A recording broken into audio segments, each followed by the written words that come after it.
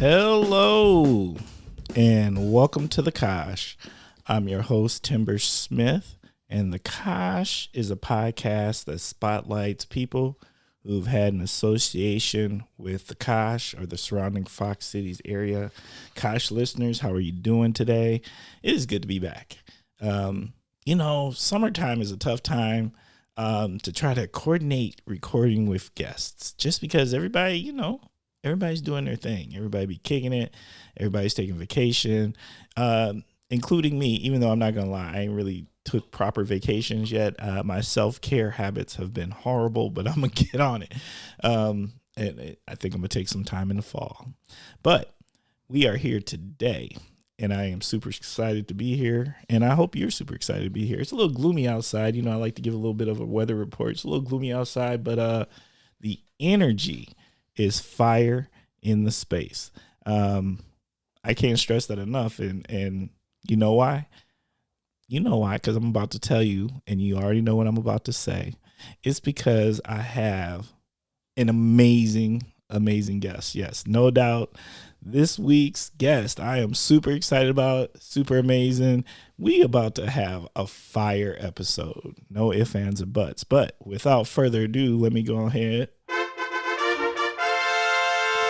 This week's guest is Anthony Miller Jr. Anthony, how you doing? I'm doing well. So how are you? I'm doing all right. Feeling good about the space. Yes, sir.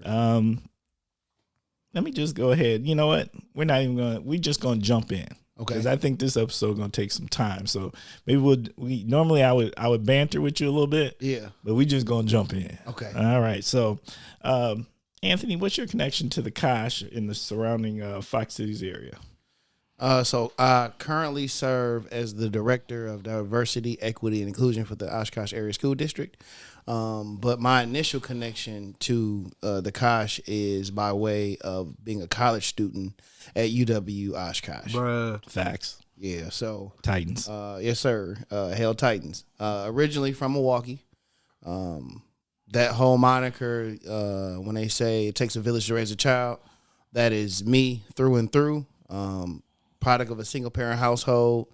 My single parent is actually a little bit different than what people think of when they think of a single parent. It's not my mom. It's actually my dad, who I think is the best dad in the world. I'm trying to rival him for that spot. So right now I think I'm number 2. So I live with my my grandmother as a young boy, my great aunt as a young man, and then my dad got married when I was about 10 years old to Sandra, which is my stepmother, but I call her my mom. She filled the void that I needed to be filled. So growing up in Milwaukee, Wisconsin, is something that I'm proud of. It's something that I wear on my chest. I make sure people know that I'm from there. The mill. So I came to Oshkosh right after high school, and I've been here since 2008 in the area. Okay. Yeah. That's what's up. I feel you on that. It's funny when I say the mill and people be looking at me, you mean Milwaukee? Yeah. What else would I be talking about? Yeah, really. Milltown, the ill mill. Yeah. The other thing that I appreciate is, when we talk about Milwaukee, and I know you from Milwaukee. And when you know what I'm saying when I say Milwaukee. 53206. When you look, there's nothing funnier than when you really meet somebody from Milwaukee, not Cudahy, not Menominee Falls, not Muskego, yeah. None of that, Milwaukee, yeah. And you call out your cross streets. That's how people recognize. Yeah. The first thing you do, where you from, Milwaukee? Then you call out. Yeah. I'm like 65th and Hampton, 12th and Clark. 12th and Clark, baby. Yeah, and then you kind of know. Yeah, that tells you everything you kind of need to know about how somebody might have, how they moved around in their youth. Yep. You start making all type of assumptions. And you do. You start asking clarifying questions. Actually, the assumptions might not be wrong. I'm just saying. All right. You ready to jump into the first segment? What we got? Okay, the first segment is called What in the World is Going On With? That's where you start with the phrase, what in the world? And then you tell us what's on your mind. So I will go with what in the world is going on with Deion Sanders. Woo! Bruh. Yeah. Yeah. I cannot keep my eyes off the TV when Colorado is playing. I can't keep my eyes off my phone when Deion is speaking, and I'm checking him out on YouTube. Everything that he is doing over there is I think nothing short of amazing. The standard he has set for that program and those kids, and how they're meeting those standards and striving towards those standards is very inspirational, especially for me as a coach. You coach? Yeah, I coach. I coach basketball. I've been coaching basketball for, I think I'm going on 10 years now, or close to it. So I coach with the Wisconsin Blizzard AU program. I've been doing that for a while. And then I currently coach the 8th grade Nina Hoops Club team. I did 7th grade the past 2 seasons, but I've been all over the place coaching in the Valley. I was a varsity assistant at Appleton East. I was a seventh grade coach in Hortonville for a few years back. I was the assistant coach at Fox Valley Tech when they had a basketball team up there for a year or 2. So, yeah, coaching is a passion of mine. My dad was a coach, so I always knew I was going to end up doing it. Just didn't know when and how it was going to materialize. I wasn't sure if it was going to be football or basketball, but basketball is the space that I live and thrive in. So everything Coach Prime is talking about when it's talking about, so one of the things I stole from him a year ago when he was over at Jackson is they always break down, dominate. Always break down, dominate. And never really, he talks about winning often, but it's really about just dominating the moment, getting a little bit better, doing the drill right, sticking to the plan, executing the plan, and just dominating the plan, which leads to you dominating your opponent. So I took that from him when he was over at Jackson, because I did follow his story when he was at Jackson State. So, yeah, I love everything about what Deion got going on, and I love how he don't duck no smoke. None. He hear you talking about him in the media, he addresses it, and he addresses it at a very appropriate time. So, not before the game, after the game. And they could be in the crowd. They could be getting ready to ask him questions. He's like, oh, no. Remember what you said? Wait, it's beautiful. I love that he keeps receipts. Yes. And he tells you he keeps them. Yes. Yeah, he keep them receipts. Yeah, so he be making people eat their words, man. I'm surprised they beat TCU knowing that they was recently in the national championship game. I know their roster had some turnover or whatever, but yeah, but the program, you still built almost a championship program. Yes. Right? So, yes. I mean, the program is the program, and there's students in development all the time. So, like, that's part of college football. You already know there's a churn to it. Yeah, you got returners. You got the same coaching staff. Right. And no excuse for you losing to a team that was 1-11 a year ago. Not unless. Yeah, and I really like the fact that he was very upfront and honest and blunt with those kids when he walked into that room and told them kids, if you don't think you can handle this, you're going to need to leave because I'm bringing my luggage.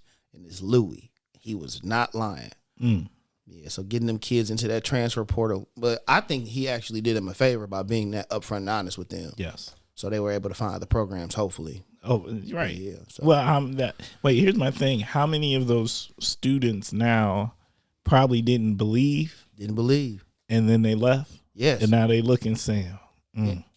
See, and on my way here, I was actually listening to his post-game interview from the game when they beat Nebraska yesterday, and he mentioned that he has 80% belief in the locker room right now, and he planned on getting it to 100, but as slowly but surely, everybody's starting to really buy in and understand their potential. So, yeah, I appreciate everything about his messaging and how he's unapologetically him. Like, yes. This is who I am. This is who I always have been. This is the standard. Get with it or get lost. Yep. He be keeping it real. And you know what I like about him even more? His lessons transcend sports. Yes, 100%. You know, I'm not going to lie. He put a quote out there after that game. Yeah. And I was like, woo. Look, y'all better watch out now because I took that and I'm ready to paint this on the walls. And I'm going to give you the quote because it's that fire. He said, what about me would make you think that I care about your opinion of me? Your opinion of me is not the opinion that I have of myself. You can't make me. You can't break me. You didn't build me, so you can't kill me.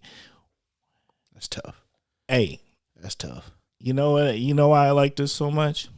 Because we, as people of color, particularly leaders, people of color in leadership positions, we fight imposter syndrome so much all the time. Yes.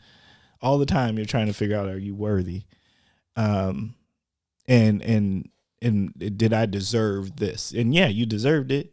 You definitely deserved it. They gave you the opportunity. You deserve the opportunity, and other people better recognize that they gave you the opportunity. So don't question your deservance of it. Yes.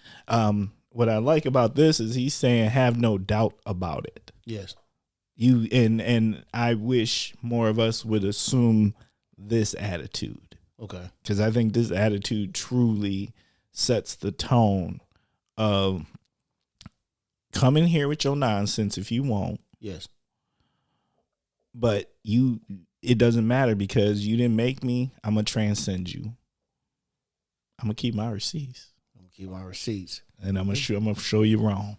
And that's what I love about his message right now. And I think it transcends sports. I think it fits in so many spaces for so many people.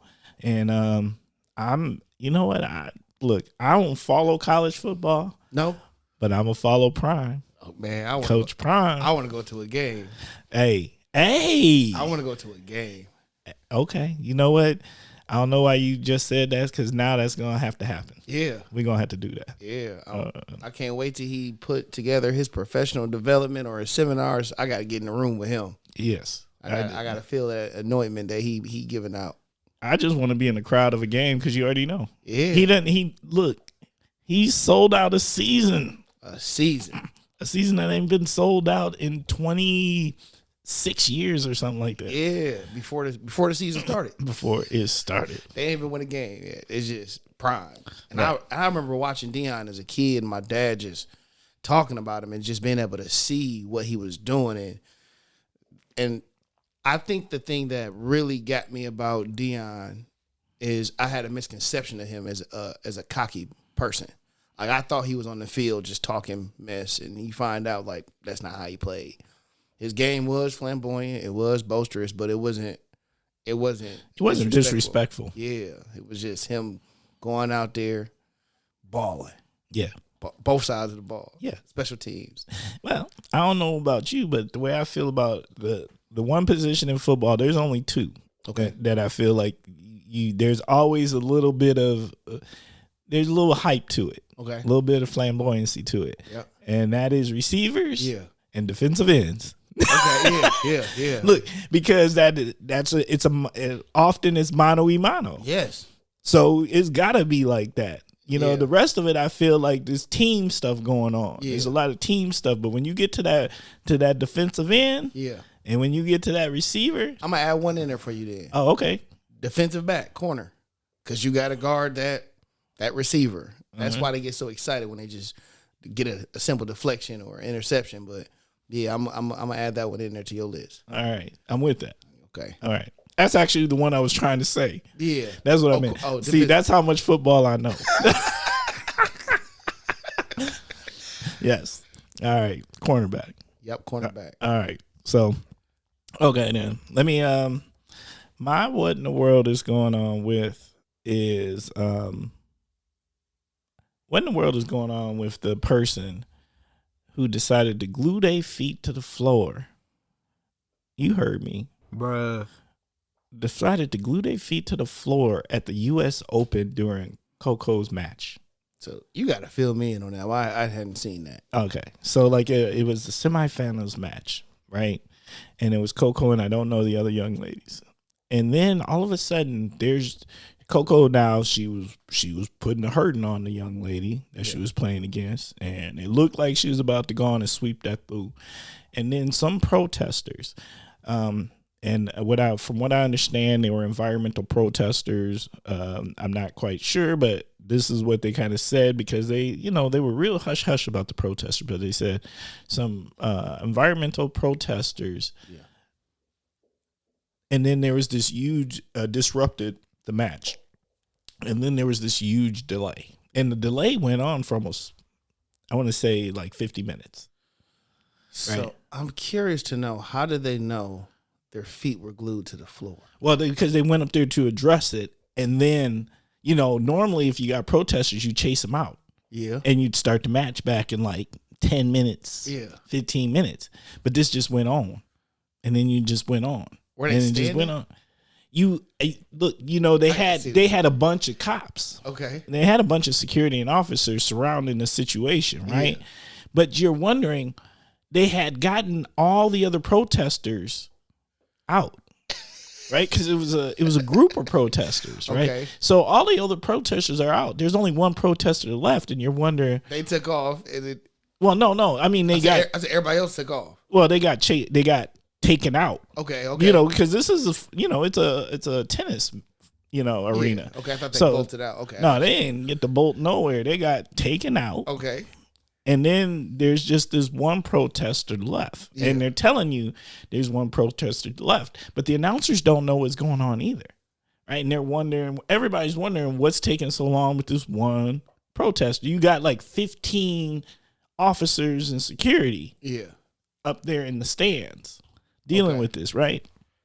So the time's going and you're just trying to figure out what's going on. And then finally, when they finally got it handled, the announcers announced that the protester glued his bare feet to the floor of the stands.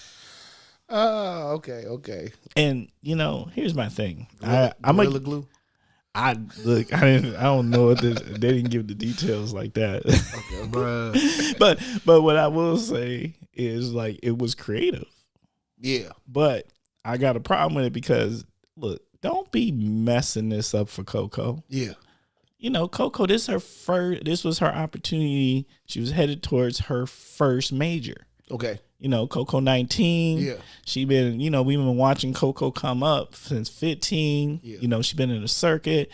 Coco feels like the next Serena. She feels like the next Venus. Like she getting that kind of love. Like all the stars showed up to watch Coco because you feel like you're watching history start to form because she that tight. It's like watching a rookie LeBron. Yeah. Okay. Yeah. You feel like she's gonna be great. Yeah. And so, for you to decide that you're gonna protest during this young lady's match. Yeah.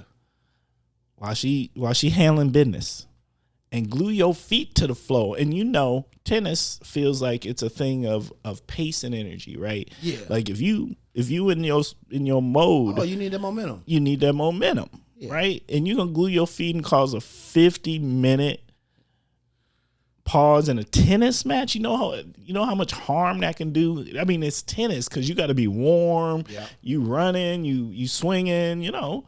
Like, man, bruh. What's even more unfortunate is the feet being glued is bigger than what the protest actually is, because you can't even pinpoint what the protest was about. Nope. How you right? Yeah, because they defeated the point of the protest. We have no is it point intended? Yeah, defeated. I like that. Hey, so I just say it like for real, and no, you're right. I don't have no recollection of what the group was or none of that. How did they get him off, or him or her? I don't know that either. Okay, I don't know if it was a him or her. Okay, how did they get the person? Well, I'm gonna out of the stadium. I'm gonna assume some acetone.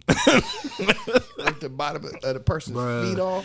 Well, that was the thing. They said they did not want to harm the person, and that's why it took so long. And most definitely would have sued. But yeah, right? Yeah, something. Yeah, but you know what? My toe prints are gone. I have an issue with that. I'm assuming the U.S. What is it, the U.S. Open? Mm-hmm. Okay. But here's what I'm gonna say. Much like the situation, well, at the end of the day, she won the U.S. Open. So so she did win. She did win. Okay. So we gonna let that go. Okay. But still, what in the world is going on that you felt like you needed to glue your feet to the floor? That just, man, global warming. There's got to be a better way. You got to be a better way. Yeah. And you know what? Here's my other thing. People underestimate the importance of feet. Now, I don't know what they had to do to take the feet off. Yep. But your feet are important. You screw your feet up, you screwed up. Yeah. So I hope that protest was worth it, because somehow I don't think the feet are going to be in the same condition that they were prior to the gluing. Bruh. All right, I'm done with it. Okay. That was a good one, though. All right, let's jump in. Next segment is word association. This is where I say a word, you tell us what's on your mind. All right, so Anthony, we always kick it off with the unifying word, the word that bonds us all, the word that the place where we can all share and break bread together. That is food. Pizza. That's the first thing that comes to mind when I hear food. Yeah. Bruh. Wait, do we got a favorite pizza place? I actually don't, and I don't want to expose myself for the type of pizza I like, because people like to judge me. Oh, Yeah, I like commercial places. I like just Pizza Huts of the world, Papa John's, Rocky Rococo's. I don't really like the wood fire pizza places or anything like that. No. And I just did exactly what I said I wasn't going to do.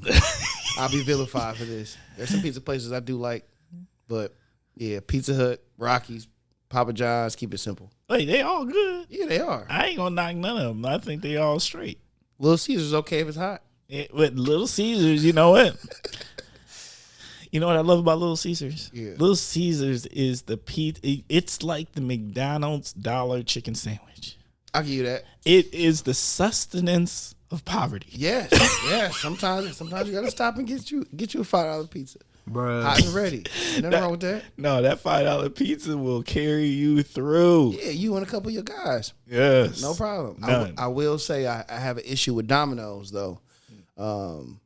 I used to get that all the time when I was a student at UW Oshkosh, so I think my taste buds just wore out on Domino's. So I can't eat that too often. See, I'm semi like that about Rocky Rococo's. Really? Because I used to, when I was in high school, Yeah. I worked at Rocky Rococo's. But I ate so much Rockies. Yeah. Like, Rockies was the place that was near our high school. You could walk to, you did it. And then I got a job busing. Yeah. And, man, so, you know, when pizzas were there too long and before they was going to throw them out, man, if you don't think I snatched up pizzas and gave them to my friends. So the fact that you said Rockies, you ate that too much in high school, I started to wonder. I'm like, okay, how was he getting Rockies? Because Rockies expensive. But I get it now. Yeah. I get it. You were an insider. Yeah. Oh, yeah. No, I wasn't buying Rockies. Bruh. Goodness gracious. Nah. I was definitely your average. I ain't gonna say I was a broke high school student. What I'm gonna say is I had those parents that was like, I ain't giving you no Rockies money. Yeah. You got Rockies money? That is what I. What high school did you go to? Whitefish Bay. Okay. Yeah. So it was the Rockies that used to be when Bayshore Mall was actually an inside mall. Yeah, a whole lot of renovation has happened there. Yeah. I'm not familiar with that space at all anymore. No, me neither. Okay. And I just know it's different. Yeah, it's a lot different. Okay. Cocktail or beer? Bacardi and Diet Coke, preferably. Just regular Bacardi? Yeah. Limon, I had some terrible experiences with that in college. I won't get into that, but yeah, I can't even stand the smell of that stuff. Bruh. Why has everybody got that one thing that they can't redo? Everybody got that one, and mine is Bacardi Limon. I got one too, but I ain't gonna even say it on the air. Okay. You know why? Because I feel like once you tell people, somebody gonna try to feed you that. Okay. I don't think anybody gonna try to give you a Bacardi Limon. I do think they are. Oh well. I agree with you. What I was gonna say is every time I'm at a bar and somebody offer me a shot, I say no Jaeger, no Rumpelmints, no Goldschlager, and they always bring one of those three back every time. You gotta start telling them the ones you like. Tell them that you hate those. Okay, I'm gonna try your method. Hey, reverse psychology. Jedi mind tricks. I got you. Yay, you know. Concert. Ludacris. Bruh. Yes. That was my first ever concert that I experienced at Summerfest when I was in 6th grade. And that was at the height of Luda. So that was my favorite artist for a while. I enjoy Luda. And when Luda came, look, Luda came to the Kosh. Yeah. And I went. You did? Oh, yeah. Okay. Look, I'm a firm believer in this. And Kosh listeners, I want you to understand, particularly some of my Kosh listeners, I've lived here for a long time. Mm-hmm. When we finally start to have those shows show up, we got to go. You're right. Because otherwise they ain't going to continue to show up. You're right. Because when I was in college, it was some very low tier artists coming to the area. So I'm not going to call them out like that, but it's starting to pick up. I think Nelly was here recently. Yeah, well, and let me tell you, I got Nelly tickets. Okay. And they were both great shows. Was it hot in there? It was. Okay. Nelly's come back. He came back for a second one. Yeah. Mm-hmm. I like Nelly. Well, I like Nelly old school. I don't like. You don't like the country singing Nelly? No. He good crossover artist, in my opinion. Look, I ain't mad at him for it. Yeah. I ain't mad at him. No, the Nelly, he has an entire album. Yeah. And so I didn't know that. So I'm in the Nelly concert. We vibing for like the first 45 minutes, right? It's all of the Nelly Yep. And then he's like, I'm going to play y'all some of my... And I was like, yeah, Nelly. Because you just like... You heard country. You thought country grammar. Yeah. Bruh. Threw me all the way off. I can see that. I don't listen to that Nelly either. Yeah. And so, but he put that set on, and he put it on for a long time. And I was like, man... Was the audience into it? I'm not going to judge the rest of the audience. I'm going to judge me. Okay. And the people around me. Okay. And the people around me was in my age category, which means we don't know new Nelly. Okay. We know old Nelly. Well, maybe he was trying to cater to the demographics of Oshkosh. I think the demographics of Oshkosh wanted old Nelly because the demographics of Oshkosh looked around my age. I got you, but I could have sworn Country USA is up here, ain't it? Or it used to be. And not anymore. You don't got it no more? No. Yeah, but I'm saying. I think they closed both of them, Rock USA and Country USA. Yeah, but that means it's a lot of country music lovers around, so you're trying to cater those. And I ain't trying to knock them. I'm just trying to say that ain't how I want my Nelly. Right. Bruh. I need the Saint Lunatic. That's all. Yeah. Okay. That old school. But I love that that's that Ludacris was that concert. That is a fire concert. He gave a great concert. He did. And I think I was 12 or 13 years old, rapping them lyrics like I knew what was going on. Yeah, feeling you on that. Yeah. Streaming. Tidal. Yep, Tidal. That's my go-to streaming service for music. Netflix would be for movies.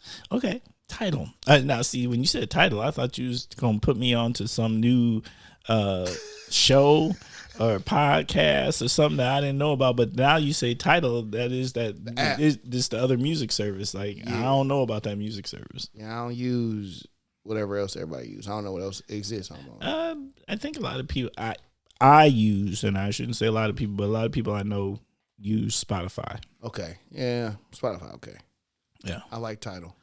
All right, what drew you to them? Because I mean, I know it initially that was Jay-Z's, wasn't it? If I'm not mistaken, he's still a part of it. But yeah, that's the thing that got me initially. Jay-Z opening up this music platform. Okay, and then I found out that I get a free membership with my Sprint, my phone company. Oh, but it's not Sprint anymore. It's T-Mobile, but all the same thing. Oh, but yeah, we should talk about that at some point. Yeah. The phone company you use makes all the difference in the world about your cellular experience. Yeah, you're right. Yeah. But I haven't changed since I was in high school. I got the same phone number since I was 16, I think. For real? Yeah. Me too. I ain't changing it now. Yeah. Nah. I wouldn't remember a new one. Right. Exactly. That's exactly where I'm at with it. Bruh. I've been trying to remember my work number. Nope. Nope. Nowhere near close. Shop local.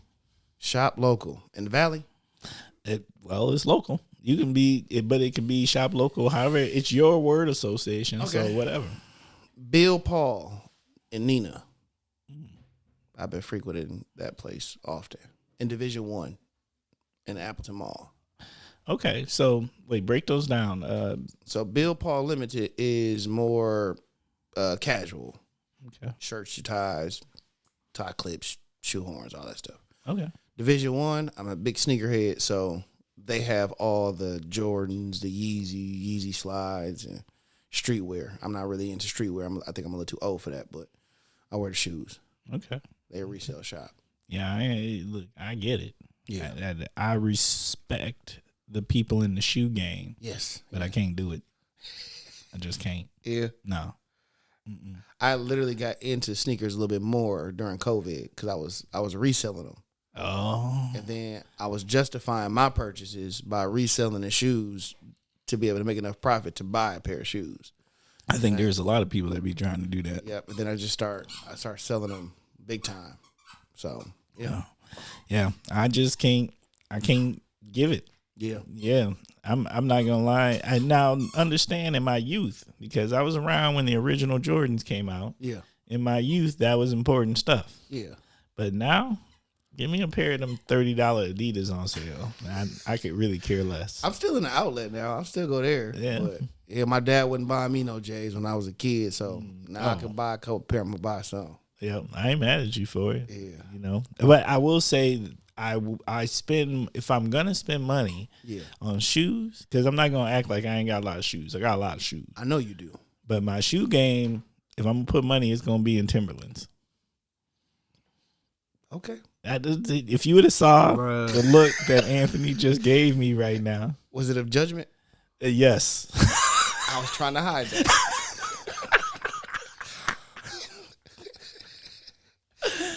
My bad. I hope I did a better job. I hope I didn't have judgment on my face.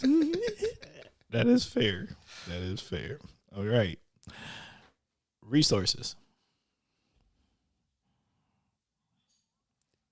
People. That's what I think of when I think of resources. Break that down. Having the right people on your side, a part of your support system, is a huge resource. Having the right people, a part of your network, is a huge resource. What I failed to mention is one of the reasons I'm in Oshkosh in this area today is because of the host of the Kosh. So a real life example of a resource would be me moving back to Milwaukee. Immediately after I graduated from Oshkosh, I had a job down there. Hours got cut, and I called Timber, and I was like, hey, I'm willing to move back to the area. Could you help me find a job? And you got on the phone with some people and got me an interview. I did what I needed to do in that interview, and I got the job. So, again, I always like to thank you for that. But, yeah. Facts. Yeah. Resource, people. Hey, I'm just glad you came back to the area, because that don't always happen. Yeah. It didn't take you too much. You did the convincing in my last semester of school. I'll say pre-work. Yeah, you did the pre-work. You front-loaded it. So you were very proactive in that. So just I'll use the word convince. Convincing me of how safe the area was, how conducive it would be to raise a family if I did stick around here long enough, and then just really helping me understand the opportunity that did exist in the space. You were spot on. So I appreciate you, man. Thank you. Hey, I'm glad I could be part of that. Yeah. And even more importantly, it's a conversation, particularly when we have talent. You know, we have this university. Yes. You know, third largest in the state. And there's some high quality talented individuals, particularly for me, where my focus is talented individuals from marginalized communities. Yes. And then they come here, and not that they have a bad experience, but they're in their calculation of their future. It never includes here. Never does. Until you need somebody who's been here to say, there's opportunity here, and it could be to your advantage. And this community is way more welcoming than you might understand. Yeah. You know, and you know, sometimes some people can see it, and sometimes it's not the right fit. It ain't for everybody. It's not. Like, the space is different. It is unique. For me, I guess I would say my foundation was laid by the elementary school that my dad sent me to. So going back to like my background a little bit, so I am fluent in German. Ich habe Deutsch gesprochen seit 15 Jahre. Bruh. Was? For real? Yeah, I speak German. Man. I've been speaking German since I was 4 years old. Wow. So I learned it for about 15 years. So from kindergarten, from K4 until 8th grade, I learned German in an immersion experience. So Milwaukee German immersion is my elementary school. Milwaukee School of Languages is the middle school that I went to. And then I went to North Division for high school, which that was just English.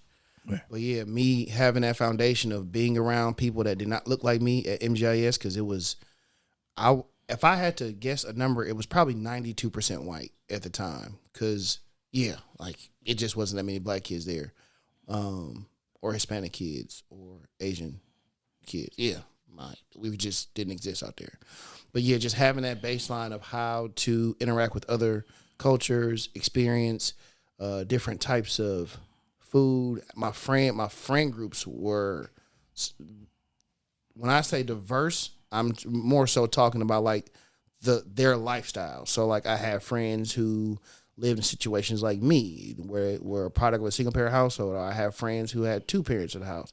I have friends whose parents were doctors. Like, it was a wide range. So just understanding like a different culture, that set the tone for me to be able to survive and thrive at Oshkosh, because that space was completely different from Milwaukee and the neighborhood that I grew up in. So, yeah. Look, I thought you knew I spoke German. You didn't know that? I didn't know that. Yeah. Not fluent like that. So currently I know German like a third grader knows English, because if you don't use it, you lose it. Right. But if you and I were to go to Germany right now, we'd be able to get around. I'll be able to ask all the questions we need to, and they'll be able to say things to me, and I'll be able to comprehend it. Okay. It might take me a little bit sometimes, like things like saying like potato, Kartoffel, like that stuff easy. Or hospital is Krankenhaus. Yeah, German, it's not the most appealing language to the ears, but simple stuff like that. We can get food. We can go to the hospital if we need to. We can call the police, so we're fine. We good. Yeah, we good. Okay. Yeah. Hey, look, and I like to think that, we done had an opportunity to hang out a little bit, have some good conversation. Nope. Didn't know that one. I thought you knew that, man. But I think that is fantastic. So whenever I play two truths and a lie, yeah, I always say I speak German. Yeah. I say my favorite movie is The Lion King. I speak German. And then I'll make up a lie. My favorite movie is The Lion King, by the way. Oh, well, yeah. And I watched The Lion. I know I'm my bad, but I watched The Lion King and have the same reaction as if I never saw it. And whenever Mufasa pops up on that screen, getting ready to die, I get so sad. But it's not because Mufasa's dying. To be honest with you, what's happening is I understand what the circle of life is, right? So my mind goes like, I'm Simba, my dad's Mufasa, right? And eventually, that has to happen. And I personally don't think American society prepares for the inevitable in a way that is healthy. All right. So, you know what? I can agree with that. Like when people say things like, "When my mom passed, I'm gonna go crazy." Well, your mom's going to pass, so you shouldn't be speaking into existence that you're going to go crazy. Like, you gotta understand, like, this is how it functions, and I think that's the point of the movie, right? Because they always talk about it, the circle of life. It's one of the theme songs. What I think maybe some other societies may do is like they have grief built into their culture, like how to deal, like the acceptance of grief. Yes. So then maybe that allows it to settle in your soul faster. Yes, or just a little bit different. Yeah. Or we say things like, so I hate cliches. Like I hate things that we do just because other people do it. So it's Monday, okay?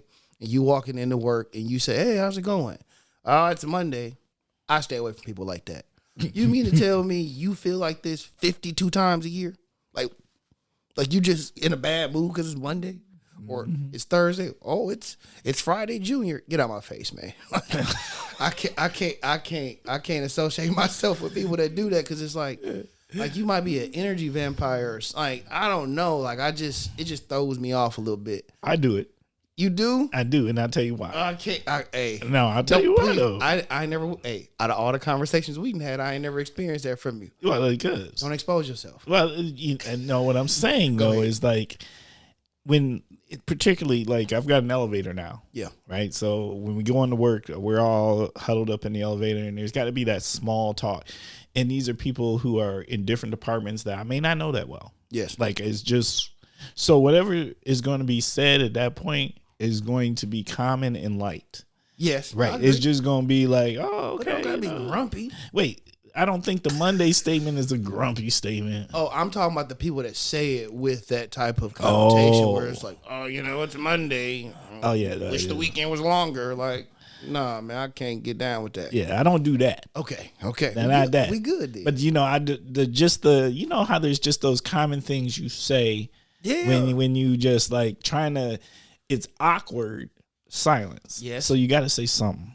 Yeah, okay. I'll give you a couple more examples. Okay. I'll play devil's advocate. You out here advocating for the devil?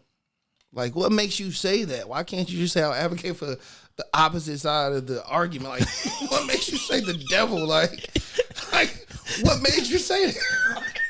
Bruh. Or, so going back to the original reason I brought it up is like when somebody passes, right? And somebody's experiencing grief, people tend to say things like, it's going to be okay. It might not be. Stop saying stuff like that. Just, like time heals. Hopefully you have people in your corner that you can lean on. I'm one of those people. Like, just leave it at that. Don't be telling somebody time heals and they've been grieving for 7 years and they hearing all these cliches all the time. So that's true. Yeah, I had an experience a few years ago. I can share this with you because I actually posted it online. So are we almost done with this segment? Okay. Oh no, just go. Okay. Yeah, just go. Don't worry about it. Just go. So I had a situation a few years ago. My wife and I, we had a stillborn baby, and it brought a lot of perspective for me. It made me appreciate she was my girlfriend at the time, but my wife a lot more, just seeing how strong she was during that moment. But I remember, so in the poem, I spoke about this, but my mother, my stepmom, my mom, right? She called me and she hit me. So my dad's an ordained minister, by the way. And my mom just became an ordained minister this past year. Heavy in the church. I was the kid that had to go to church on Friday for Bible study. I had to go to usher practice on Saturday. And had to go to 2 services on Sunday, sometimes 3. Okay. So when I called them to let them know that we had lost my daughter, Avery, she hit me with the, God, anything that you could think of with when it comes to God giving his, what was it? It was God give his toughest, God doesn't give you anything you can't handle. Yeah, kind of. It was that type of like jargon, right? And I was just like, I don't want to hear that right now. Like, that's not what I want to hear. Like, that's not comforting me right now. So in the poem, I told my daughter, like, hey, go talk to God and tell him, like, your dad ain't as strong as he think he is. I skip leg days. Like, no, like, don't put that on me. I cannot bear this burden right now. Like, you know what I'm saying? So yeah, we just say so many things where it's just so normal. So going back to that experience, that has helped me not ask certain questions to couples. So, newlywed couple, right? They a year in. Mm-hmm. They tell somebody, yeah, we're celebrating our anniversary. A follow-up question is usually, do you have any children? People say, no, we don't have any. And then somebody might ask, so do you plan on it? You don't know if that woman lost her daughter or her son the day before. Facts. You don't know if they lost them a year ago. You don't know if they're trying to do these things, right? Bruh. Facts. So Yeah, I stopped asking that but again, that's a cliche thing that we just do. And it's like, no, man, that experience taught me a whole lot about just the whole idea of the cliches and just in general, but yeah, man. What were we talking about? You know what? Movies or something?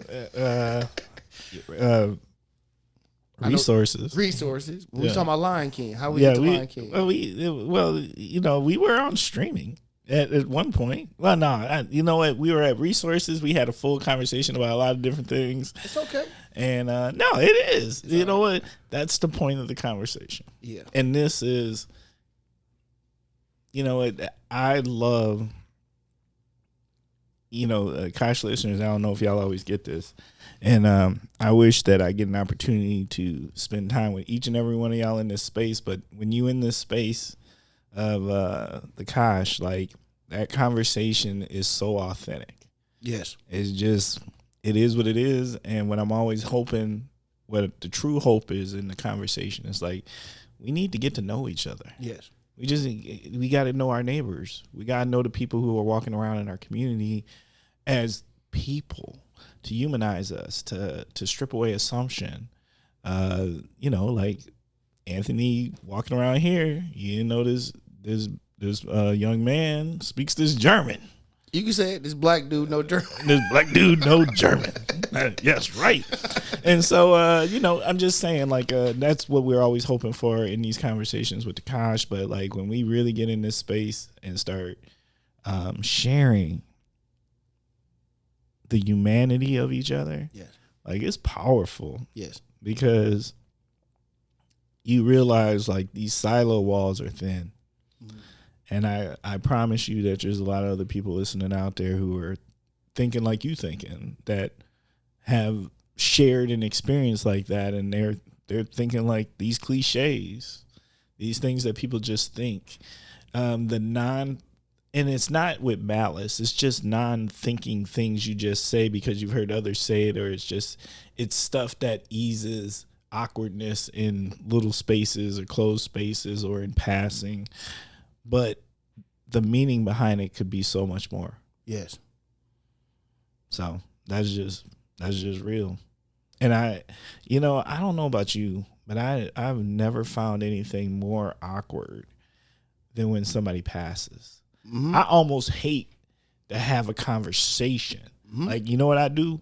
Because I don't want to put my foot in my mouth. You get some condolences and that's it. Yes. And it's not because I don't care how I love you. Yep. Like, it could be big love, known you all my life, or I could have known you for 10 seconds or whatever. I'm treating it the same, and I just leave the door open because I don't think I'm not trying to. I want to be there for you, but I know I can't quell your grief. Yes. And I want you to grieve how you want to grieve. Like, that ain't nobody's place to tell somebody else how to grieve or how to figure through something like that. Yes. And then whenever you ready, yes, the only thing I really want you to know is when you ready, I'm here. And that's it. Whatever that look like, it ain't got to be nothing major, and it ain't got to be at all. Mm-hmm.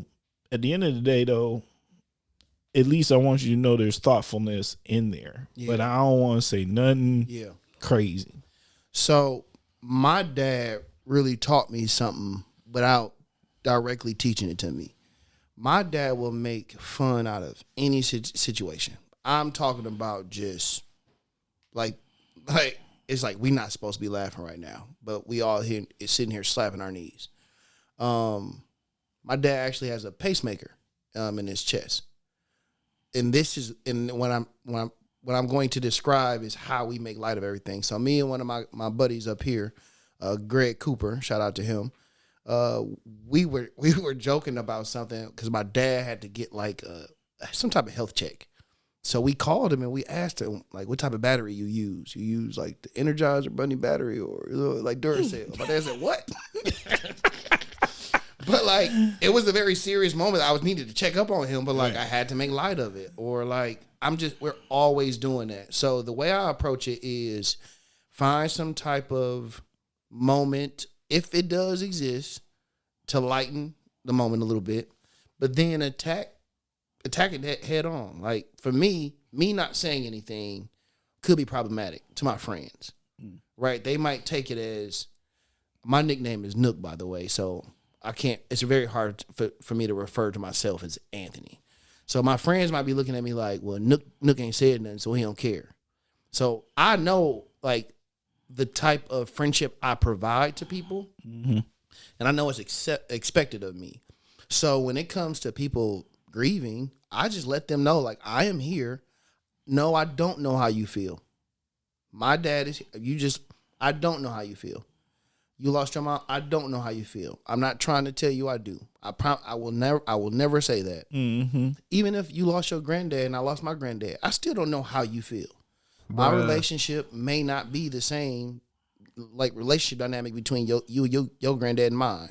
So for me, it's, I am here if you want to talk. If you want me to be just a sounding board, if you just want me to be all ears, if you want me to do all the talking, whatever you need me to do, I'll do that. If you want to go to lunch and just stare at each other, I'll do that. If you want to go sit by some water and do absolutely nothing, I'll do that. And what's crazy is I literally be just throwing stuff at the wall and hoping something stick, right? Like, I'll give so many scenarios. You want to go play basketball, play tennis.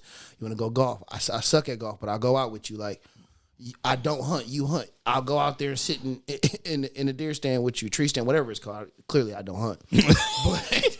But whatever you feel is, like, will help you deal with this, I am willing to participate in that. And if you don't want me to call you, I will not. Whatever you need.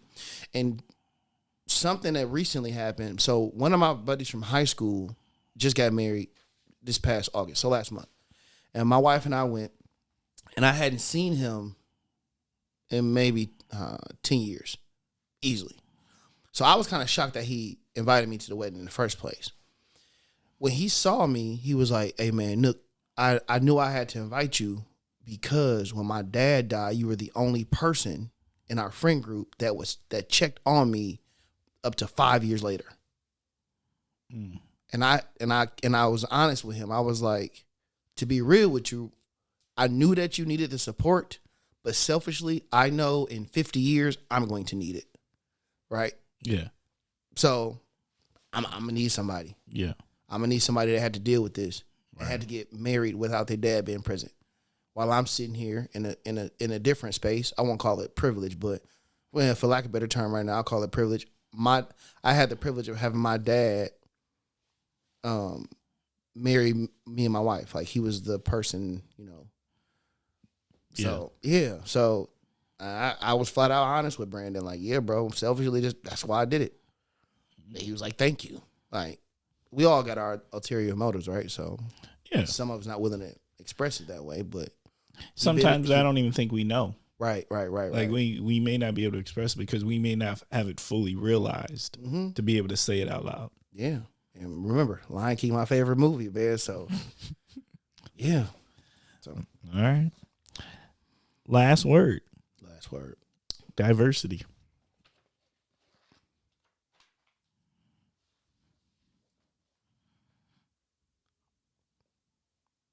I will say people think it's harder than what it actually is when it comes to creating diverse spaces. Okay. You want to break that down? You want to elaborate? So the first word association that you gave me was food. Mm-hmm. It baffles me sometimes how groups of people will enjoy different cuisine from different places, but dislike the people that create those foods. Bruh. Oh, yes. Okay.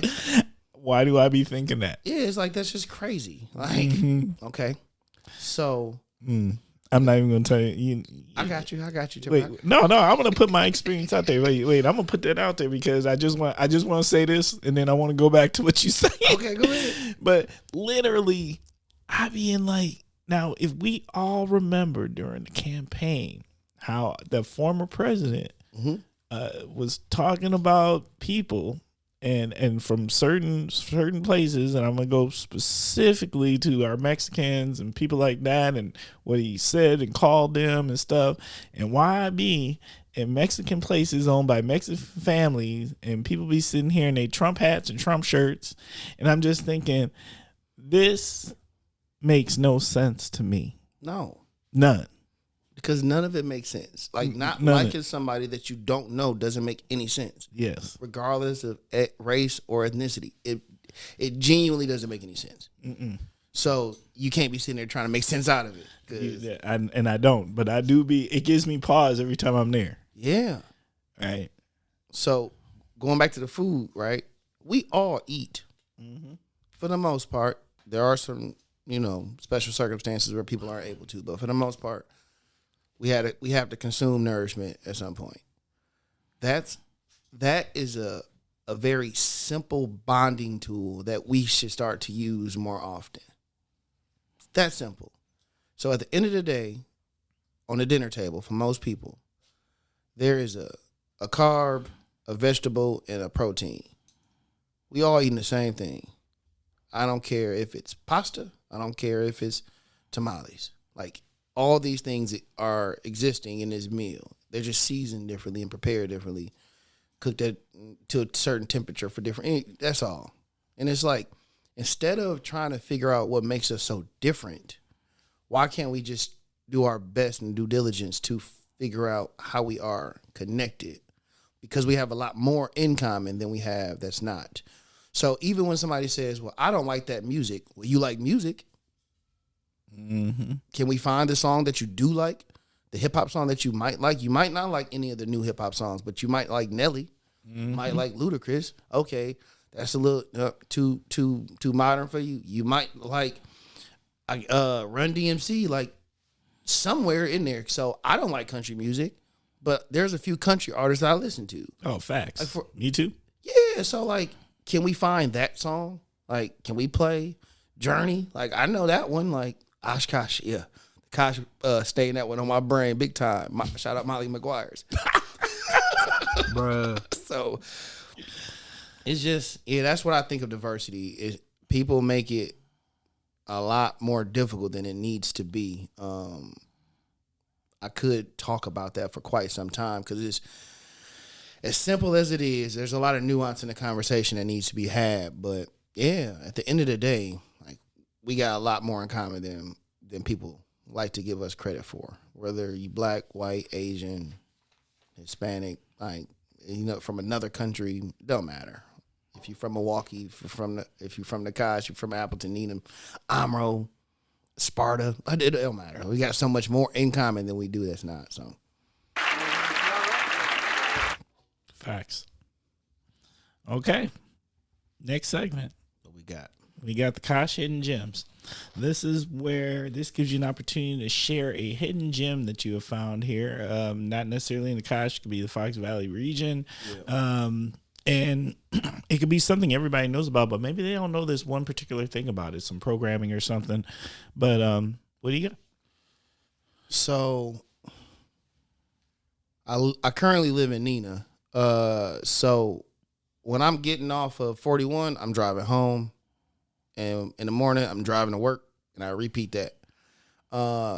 Outside of me coaching, the things that I indulge in most in the Valley is eating. So I would probably say some gems are, there's a restaurant in Appleton called Mateo's. Yeah, Mateo's. It's on Wisconsin Avenue. I don't know the address. I really enjoy eating there. I take my boys and my wife there probably once a month or so. There's a place in Kimberly called Chico's. Amazing breakfast spot that I like to go to. Green's Poorhouse. There's one in Oshkosh and there's one in Neenah. For me, Green's was the place that I felt the most comfortable as a black man in Neenah, Wisconsin, when it came to finding a place to sit down and have a drink. Now, I'm not saying the other places that I visited did not make me feel welcome. That's not what I'm saying at all. I'm just saying I felt most comfortable there. I'm there Friday, Saturday watching football or whatever it is, NBA season. I'm watching games. Great atmosphere. So, Right.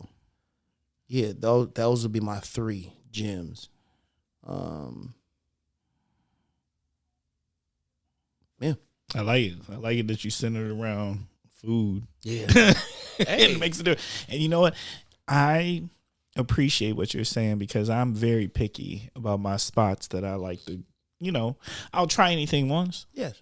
But I'm very picky about the places where I will revisit, and I need to feel a certain comfort level. Yes. About being there, taking my family there, and that I'm getting equal service. Yes. That I don't feel like all the patrons are staring at me. Yes. Any of that stuff. I just want to be able to, I'm just trying to go there and vibe, whether I just want to sit there and have me a libation and just stare at the TV for a while or whatever it is, or if I want to go there with the wife, take my daughter with me, whatever it is. I'm definitely I'm in constant observance of the culture. Yes. And the service. Yes. So I got to shout out one more, another hidden gem. So Friday and Saturday, I went to a place called The Fountain. It's in Oshkosh. It's out on Snell Road, I believe. This is not a bar that I would have found on my own. I got invited there by a colleague. I was nervous about going out there, just understanding demographic might not look like me, and or share similar opinions about things. So what happens is when I'm in these spaces, people start conversations because we're eating, right? Right. It's a very easy way to connect with people, and then they ask me what I do, and they hear the word diversity, and it's like, uh-oh, here comes a storm, right? So. I navigate those conversations extremely well. But regardless, I told the owner, I was like, hey, I wasn't expecting to have this awesome of an experience.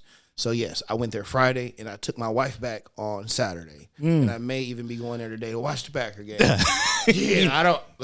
So but that's the piece. So a lot of times what people do, they try to act as if these bias, these stereotypes, or our prejudice don't exist. I can't participate in that line of thinking. I know they exist. Yeah, facts. It's what do I do with it? So I could have got invited to that place, Googled it, and just assumed that I don't belong there. I'm not going. But like you said, try everything once. Yeah. Okay. So the same respect or opportunity that I want, right, as a black man living in this space of you get to know me, I have to also give that same grace and space to other companies and other people. Yes, had an amazing time. So the Fountain. I like it. They had Fountain Fest. Okay, it was going down. It's going down. Had an awesome band out there and everything. I don't even like live music. I liked it yesterday. What I'm going to say is I can't tell you how many times I've been pleasantly surprised in this region. Yes. With an experience similar to what you're talking about. And then I'm also going to say, I'm not going to tell you how many times I have also been pleasantly disappointed in this region. Or reassured. Yeah, reassured about things that I thought were going to go much better. Because once again, I will give the opportunity. I will give the opportunity for you to make it come to truth. Yes. And I'm hoping that you usually don't. Yeah. And I am going to say, if I was the guest in my mind, I am more pleasantly surprised than I am disappointed 100%. typically. But when I'm disappointed, it's bad because it has gone off the rails usually. Okay. That's usually a scenario. To keep it plain and simple, you've been living in this area for quite some time, right? 30 years. There isn't a way that your good experiences don't outweigh the bad and you stayed this long. Facts. Same thing for me. To be honest, it's not a needle in a haystack situation, but Yeah. That's a pretty good comparison when it comes to the bad experiences that you get or the overt situations. Yeah. So I would agree. All right. What does the Kosh need?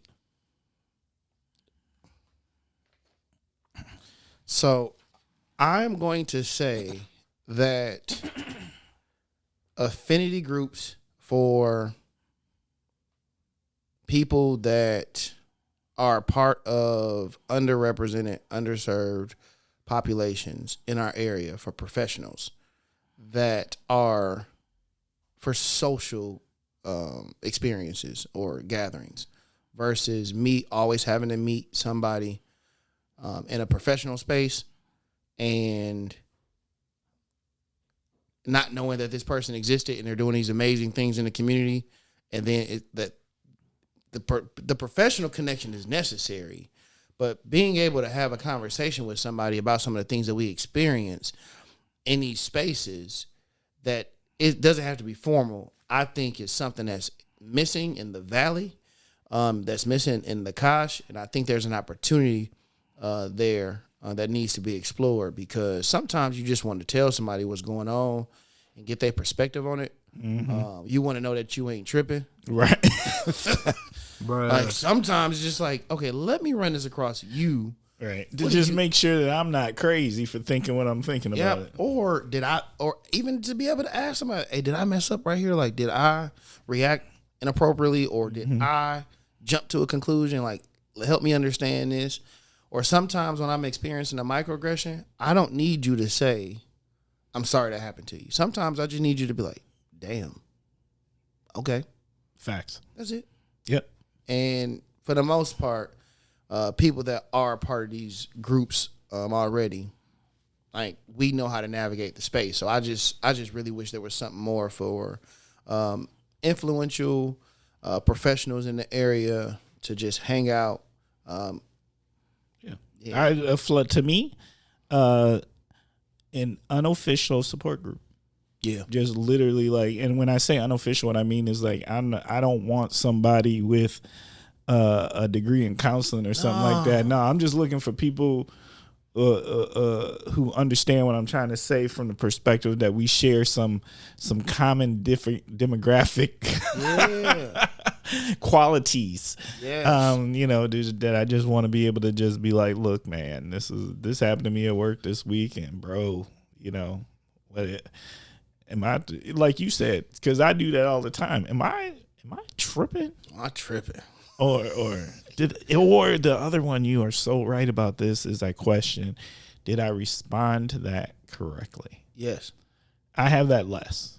Yeah. Yeah, did I respond correctly? Because I like to think that I really, when something like that happens, it's almost like in slow motion for me now in that point. Yeah. Like, I slow down, and then my mind goes to all these things of, like, it's almost like all these answers, like, this answer here will take you down this route, and this will lead to this negative thing. Or if you answer like this will, and, like, my mind instantly goes poof. Yes.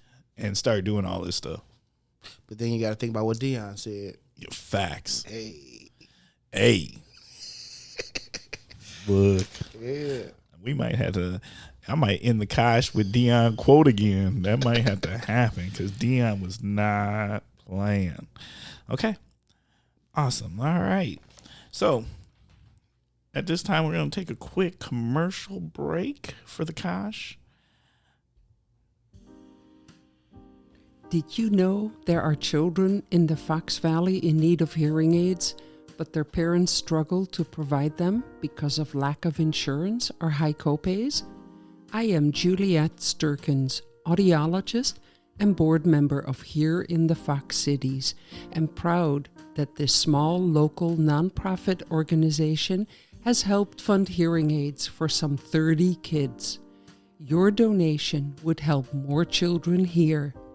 Visit hereinthefoxcities.org to learn more and to see their smiles. Every child deserves to hear. Hey, I want to give a shout out to Juliet. I ran into Juliet at an event yesterday, and Juliet, congratulations on being chosen for Oshkosh TED Talks. Oh, TEDx. And so like that's super exciting. She's amazing. And yeah, I'm always proud whenever we play that commercial because it is a great nonprofit. To my other nonprofits out there that listen to the Cash, hey, I give commercials away for free. So, if you would like to go ahead and make time, we can record one, and I'm more than happy to play it. And it's no charge to you because as of this point, we're just a community podcast just trying to do good things for our community. So reach out to me. Let me know if there's any interest. All right. Now on to what is becoming quickly my favorite segment. It is story time. And this is where our guest has an opportunity to just tell us a story about whatever they want. So, Anthony, what do you got for us? Okay, so a lot of times we see like a finished product and we're proud of that product, right? And we celebrate that product. So I played 4 years of varsity football. I was the player of the year of the conference my senior year. I played quarterback in high school. And I also played at UWO for 2 years as a defensive end. I said defensive end like you did earlier. as a defensive back. All right, so you would think like, oh, man, this dude just been playing ball all his life. It didn't start how it finished, okay? Okay. So the very first time I played football was flag football, and I was dominating flag football. So I tell my dad, like, I want to play the football they play on TV. I want to play tackle. My dad like, Nook, you sure? I'm like, yeah. So he take me to Hillside Boys and Girls Club football practice, the Broncos. So I'm sitting on the sideline watching. Coach Jasper Jonikin, my favorite coach, he looked at me. He was like, so what can you do? I was like, I could run, I could throw in, I could catch. He was like, so what position do you play? I was like, I play running back in my school. He's like, how fast are you? I wasn't faster than the kids they had out there, okay? He's like, can you throw? I was like, yeah. So I throw the ball. So I keep throwing the ball. I hand the ball off. He asked me all these questions. He's like, okay, you going to play quarterback. I'm like, bet. So the second day of practice, I show up. I get my helmet, my shoulder pads, my pants and everything. Got my cleats. I'm ready to go. I'm nervous as hell. But my uncle is the assistant coach. And he was like, Nook, put this red jersey on. I was like, what this mean? Mean you can't get tackled? I'm like, bet. It's like flag football. All over. Now, mind you, I'm watching people out there just getting their head toe off. And I was just like, wow. I'm like 10 years old. Yeah, I was like 10 or 11 years old. So I'm watching. I get in there. I'm playing quarterback. Remember, I can't get touched. So that was Tuesday. So Wednesday, Thursday, Friday's the walkthrough. So nobody got jersey on, no pads, just helmets. So everybody all excited about the game the next day. I'm excited as hell. Saturday morning comes. We get on the bus. And we travel over to this park off Villard. And I get off the bus. We got these little war chants we do it. So it comes time to start the game. Coin flip go. It's our ball. Coach Jasper was like, all right, Nook, dive right on 2. So I run out on the field. I was like, oh, where my red jersey at? Bruh. So, mind you, I was running out and I stopped. I'm like, Zoe, where my red jersey? He's like, fool, you don't get no red jersey in the game. I'm like, but you said I couldn't get hit. So I go out there, I'm nervous, and I have a massive line with these 2 big kids in front of me. Right. They go, hey, we gonna F you up. I said, time out. I run off the field. I said, they cussing. Jasper looked at me in my face and said, what? Bruh.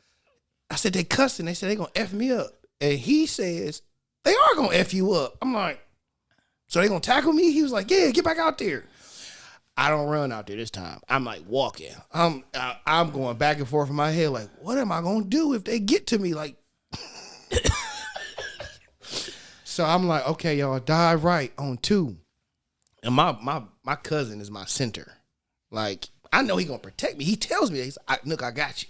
I'm like, Buck, I ain't sure. Like, if I could do this. He's like, man, you got it, no problem. And when I tell you all this is happening in like 10 seconds, like, it was so slow in my head. So I go, down. Said, the other one go, we gonna F you up. I said, time out, I can't do this. And I run off the field. I'm talking about sprinting off. And Jasper looking at me like, hey, where you going? I'm like, I can't, I'm not doing this. I'm not playing. My dad is behind the bench. Oh, my pops is behind the bench looking at me like, no, you didn't just do this. Like, and I'm looking at him like, take me home. Like, and I start crying. They like, look, get out there. I'm like, I ain't doing this. Y'all told me I couldn't get hit. Y'all ain't bring my red jersey. So my dad is embarrassed to the point my dad starts snapping. So my little brother, so my little brother is about 9 years younger than me. okay. So I had been at home tackling him around the house. So my dad going off. He goes, you better not touch my son when we get back to the house. I don't want to see you tackle a pillow, nothing. You better not touch him. I don't want to see you watching no foot. But this is in front of everybody. Like, he's not close to me at all. He's about 20 yards away. Right. So, and then the last thing I heard my dad say, oh, soft butt. You get that from his mama's side of the family. I'm just like, bro. Timber, we won that game like 63-0. I was scared for no reason. Nothing. Now, Monday. So Monday comes after school. I'm thinking, I'm not going back to practice. My dad puts me in the car and takes me back to the field. So I'm standing out there with my stuff on, thinking everybody gonna be laughing at me. And that did happen. Like, so some people was like, damn, bro, like, what's going on? Like, and I'm just like, man, I ain't never been tackled before. I ain't know how to explain. I ain't know what it felt like. So they say, offense, get out there. So I was standing on the sideline thinking my spot got took. Nope. Look, get out here. What you doing? I'm thinking like, I'm still the quarterback. So fast forward to a year ago, literally a year ago. I see Coach Jasper Jonikin at the Cole Center in Madison. And I love that dude. His son was a really close friend of mine, Marshall Jonikin. He got killed, I think in 2000. I remember that name because he was in your my poem. Well, not just the poem, but he was in your graduation speech. Mm-hmm. Yep. So Marshall got killed when I was a junior at UWO. So I think that's 2011. 2011. Yeah.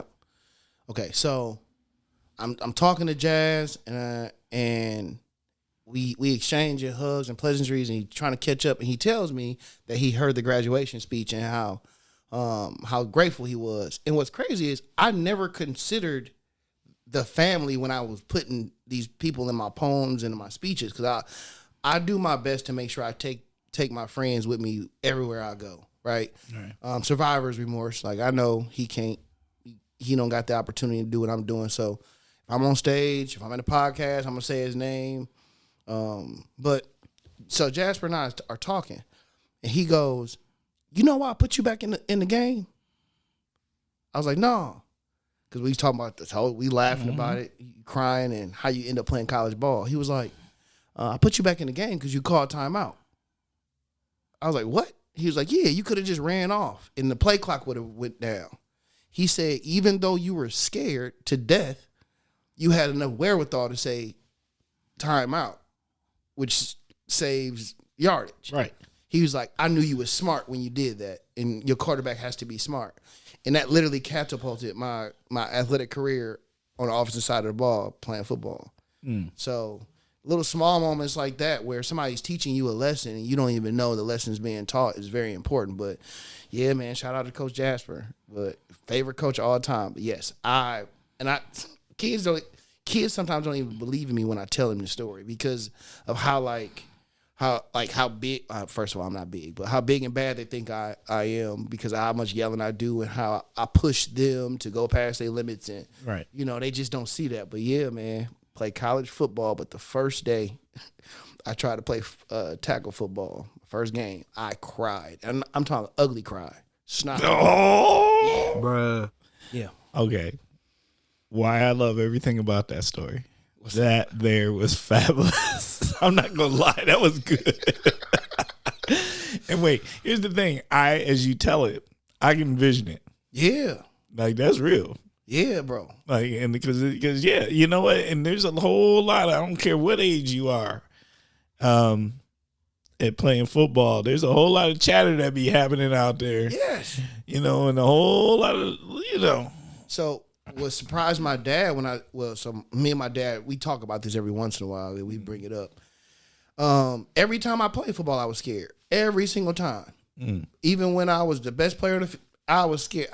That never went away. Right. So I don't know who else plays football like that. I think there are people that do that. Like that, it's not nerve either. Like it's not. I'm nervous. Like no, I am scared until I literally needed to get tackled. Right. Or I needed to I didn't want to tackle first, but I needed to get tackled for it to go away. Like okay, that wasn't as bad as I thought it was going to be. I think announcers kind of talk about that sometimes during games, particularly with like rookies or new starters. Yeah. Like you got to get that first contact. Yep. Off, and then and for me, it has nothing to do with the actual. It's not reads or anything on the field. It's literally like, bro, people can die playing this sport. Like I just I need somebody to tackle me, so I'll be like, okay, I didn't die. Right. That's deep. Yeah. That is deep. All right. Okay, that's definitely going into the Storytime Hall of Fame. Come on, man, you got that out. That was too good. That was just way too good. And I know Kosh listeners out there, they definitely gonna be like, somebody gonna bring this up on the street. I just want to tell you that right now. It's all good. No, it's all good. I've accepted it, and my sons play flag football now. Yeah. I think my oldest gonna cry. What he play? Well, he a bad little dude out there right now, but he gonna figure it. Hey, it's a breakthrough. At the end of the day, it was a growth moment. And to be honest with you, the way I look at that now is, whenever you step into something new, right? There's a level of anxiety that you experience. Absolutely. And you can call that fear if you want to, and sometimes or fear of failure. Right. Right. So when I look back at that, it's more so, yeah, you can be scared. It's perfectly fine to be scared. Facts. It's not okay to allow fear to paralyze you. Okay. So that's how I look at it now. Like, even coming in here, I wasn't scared, but I'm just like, this is nerve-wracking. But it's like, I didn't die. No. And then, you know what? It's fun. It's, to me, it amazes me because I always think of like sitting in front of the podcasting, doing this. Like, it's just, I know it's a conversation, but I can't tell you how many people and like people in really powerful leadership positions, and they come in and like that first 10 minutes. Yeah. Is like, and then by the 15-minute marker, like it all fades and like it's just two people in the space having conversation. 100%. All right. Thank you for sharing that. I appreciate that. Don't tell nobody else, man. Hey, well, I won't tell, but I can't promise what the Kosh listeners gonna do with it. Fair enough. Okay, now it's on to the real business of the show.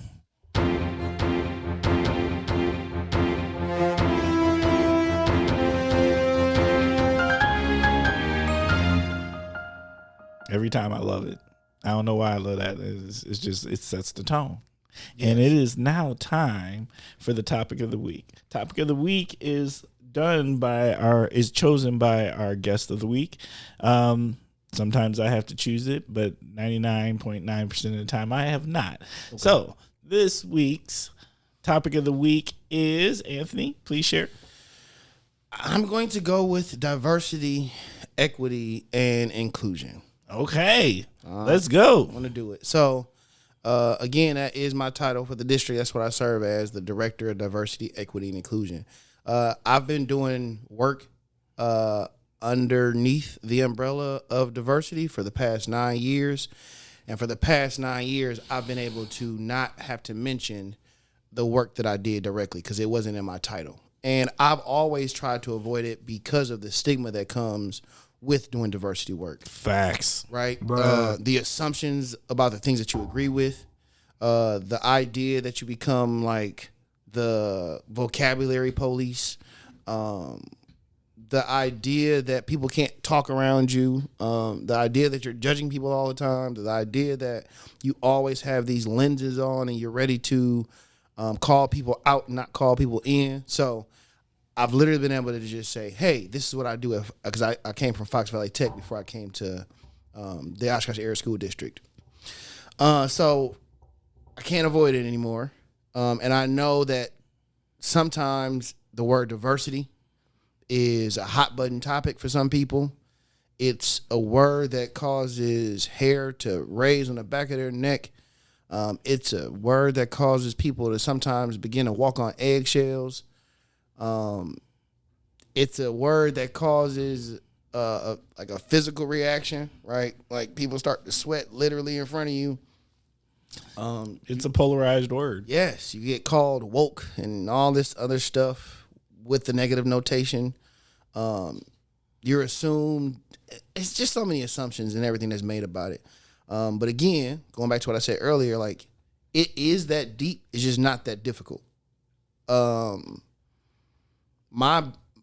of the things that I feel needs to be done right away when it comes to my position and the work that we are leading in the district is to help people understand that providing equity is not lowering standards.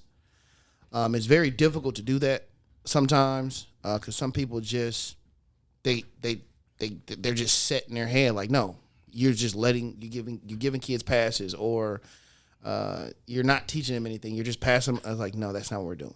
So that usually comes up, to be honest with you, when it comes to race. Or that you giving light and focus on these other students is taking away from Other people. other students. Oh goodness, that too.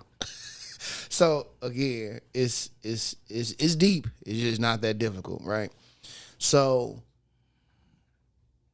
that's a struggle of mine when it comes to having conversations with people.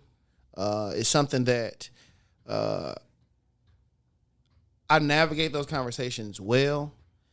It's just you aren't always able to see if it moved the needle for that person. So just as a district, trying to really figure out how do we continue to communicate that. What I was going to say was a lot of times the conversation happens when it comes to race and ethnicity. So nobody bats an eye when we say providing equitable access to somebody who is their main mode of transportation is a wheelchair. So nobody says, well, we built a ramp for this person so they can get in the building. That's not lowering expectations or standards. Though the standard or the expectation is that this person will eventually end up inside the building where these stairs exist. And it's like, no, they can't use the stairs. Let's build this ramp. Nobody bats an eye at that. So when I'm trying to convince somebody that us providing a service to a student so that they are able to increase their literacy scores, so they need additional assistance, for some reason that same logic is no longer applied. You don't see it as a ramp. Yes, and that's all it is. It's just a different style of ramp. So that's one of the things. And then the inclusion piece, just to help people understand like why inclusivity is important in education. And I can give you an example. So again, I went to Milwaukee German Immersion, essentially an all-white school, all-white staff. Our assistant principal, Mrs. Harris, she actually was black. So yeah, none of our teachers were black though; they were all white. So I had an assignment given to me in my third grade class. It was a social studies assignment. Now, I had seen the city of New York in a wide variety of ways, right? Whether it was movies, in magazines, TV, and I was super excited to go to New York. Like I always wanted to go to New York. And then I found out about the Statue of Liberty, right? And what it meant. So I really wanted to go to New York, like really excited. Like I'm going to visit Ellis Island. I'm going to go and see all like where the immigrants came, yada yada yada. So my teacher she gives us an assignment, a family tree assignment. And when she gives us the family tree assignment, she makes the correlation to Ellis Island about how you can go there, you can read your name, you can find out where your family came from. So I go home with this assignment, and I'm sitting down with my great aunt, my cousin, and I'm super excited about Ellis Island. So I'm explaining to them, like, they said I can go to New York City, in New York, and I can, all right, all the things the teacher told us. And my great aunt and my cousin looked at me like, Nook, you can't go there for that. And I'm just, why? Everybody else get to do it. You're not like everybody else in your classroom. But you mean I'm not like everybody else in my classroom? Like, we all got the same teacher. We all go. I wasn't making the connection at all. So they flat out told me that that's not how black people got here. What you mean that's not how black people got here? How black people get here? Were we already here? Kinda, but no. How we get here? We came here as enslaved Africans. What's a slave? All right, now we don't go down this whole rabbit hole. And I'm 10 years old, 11 years old, and I'm lost. Right? So when I'm advocating for a more inclusive curriculum, I'm trying to make sure that a young boy's dream of going to New York City one day isn't crushed when he receives an assignment in the 3rd grade about going to Ellis Island and finding out that he can't go there, right? Mm. So if in hindsight, that was my teacher not being culturally aware of the classroom, or the demographics of the classroom. Like, she just didn't pay attention to it, or she just ignored it. But for me, sharing things like that, right, that's a real story that really happened to our teachers, hopefully, right, and we provide professional development opportunities for them to make a more inclusive curriculum, like, that will allow them to start to think with a different lens. So just stressing the importance, or even the idea, it might be something small, but Timber, were you able to see your name at the gas station on like keychains and stuff? You know what I'm talking about? Like the little license plates? Oh yeah, absolutely not. How did that make you feel as a kid? Well, there's a name. Okay. And I'm not going to say what it is because I don't want nobody calling me that name. Okay. But there's a name that people, if you shorten my government name too, that was the name you saw. Okay. Down on the keychain. Yep. But that wasn't my name. And I didn't want that. And it does. It actually takes I don't know if it's an identity toll, but you're just disappointed. Like, you just want the joy of a keychain with your name on it. Yeah, like it's such a simple happiness. Like, you know. And the thing is, it sounds so simple as an adult, but like when you were a kid, it was almost like a big deal. It is a big deal. I found mine all the time. Wait, Anthony. not just the keychain, but the little license plates. Yeah, the license plates. Yeah, that was a big deal. Anthony was there. Yeah, Anthony was there. Right? Yep. Antoinette wasn't there. Right? Right. Darius wasn't there. Right? So, and these are like actual people that I know who I would have these experiences with where they just like, well, I just can't get one.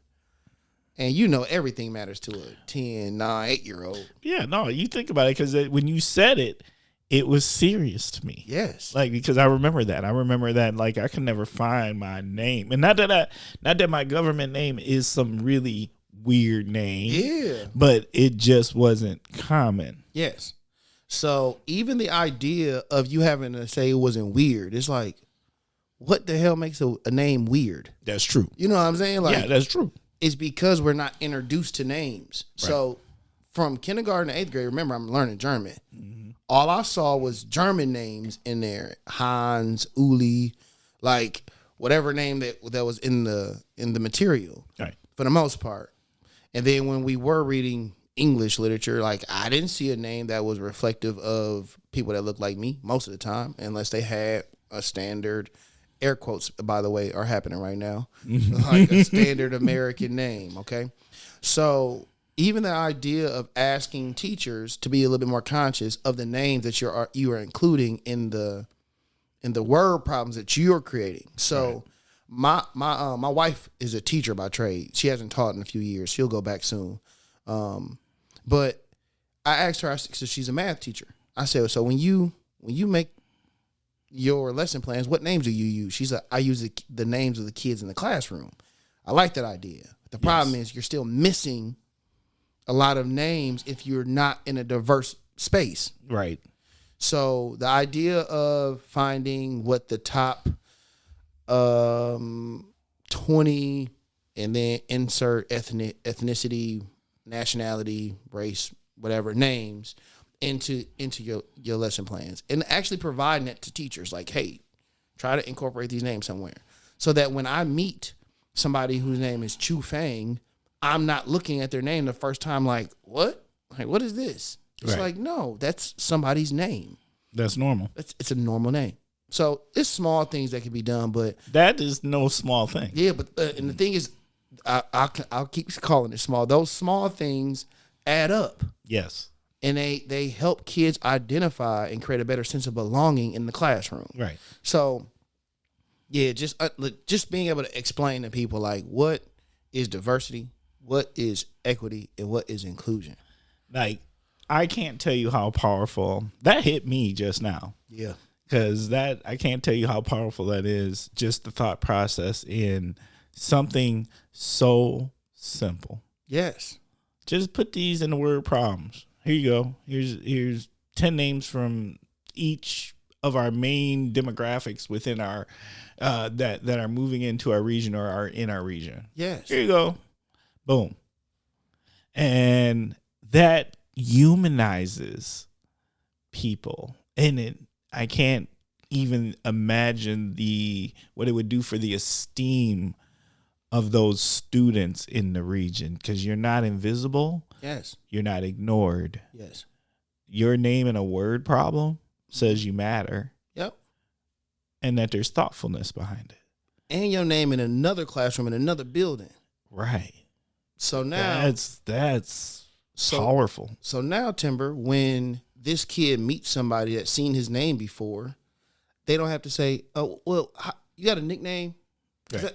I'm not going to lie to you. So I hate when people are struggling to say somebody's name and they give that person like an alternative name without that person offering that up. Yeah. And it's like, what would make you do that? Or what would make you say your name's too difficult? Like, no, respect that person and respect that person's family. They gave that person that name. Right. And then, but sometimes people in those positions, they literally will walk around here with what they call an American name. And it's like, Yeah.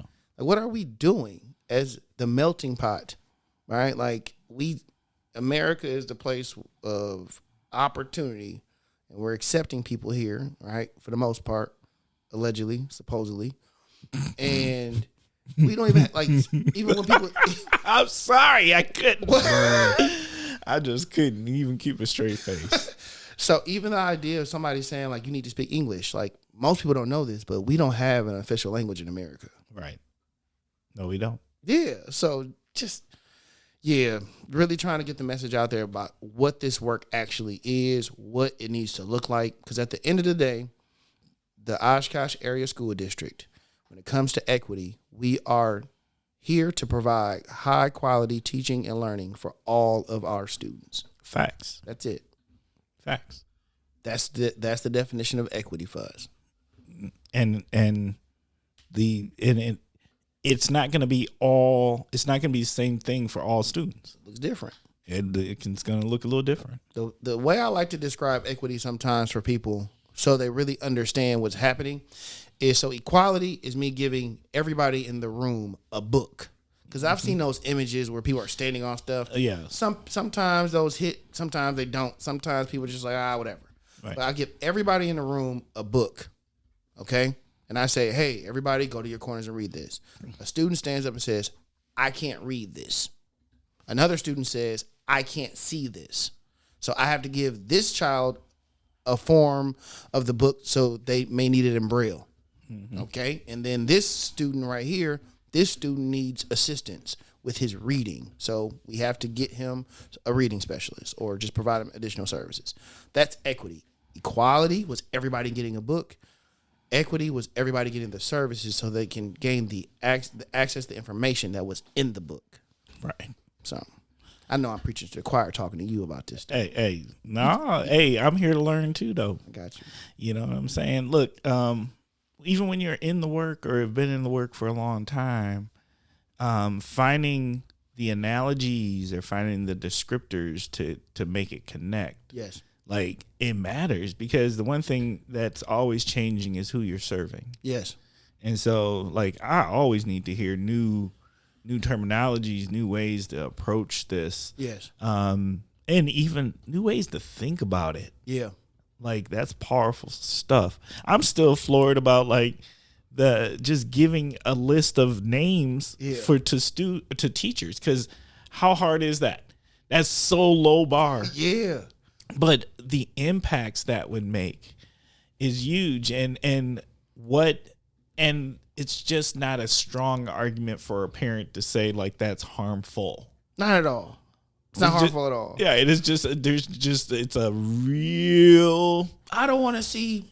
Why not? Why can't Demetrius be in there? Like, what was wrong with that? Wait, what's wrong with Demetrius and apples? Yeah. I mean, it's the same apples that Jane had. Yeah. I mean, I'm just saying. Yeah. Like, it's a hard argument to make. Like, it ain't. You guess what Demetrius ain't doing? He ain't messing up the mathin'. Yes. The math is still the same math. Yes. So, I mean, yes, I'm just like, wow, okay, that's powerful. So, are you familiar with The Chi, the TV show?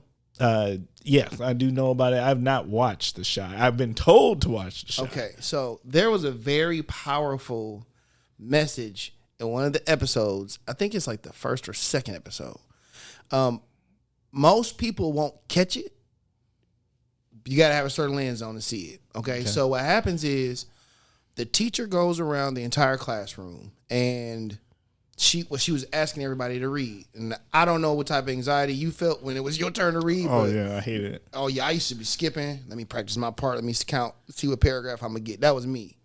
So the student, she asked him to read. And he was like, I don't want to. So she was like, why not? He was like, because I don't want to. Now, as the consumer, I instantly started to think, like, this young man can't read.